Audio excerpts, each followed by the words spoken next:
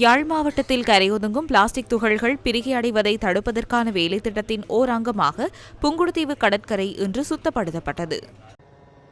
கூடுதலாக எங்களுக்கு ஜாழ் மாவட்டத்தை எடுத்துக்கொண்டோம்னா எங்களுக்கு அஃபெக்டடான ஏரியாஸ் என்று சொல்லிக்கல நெடுந்தீவு மற்றது நைனாதீவு புங்குடுதீவின்ற கோஸ்ட் ஏறத்தாழ ஒரு 40 கிலோமீட்டர் ஏரியா இந்த இடங்கள்ல அஃபெக்ட் ஆகியிருக்கு.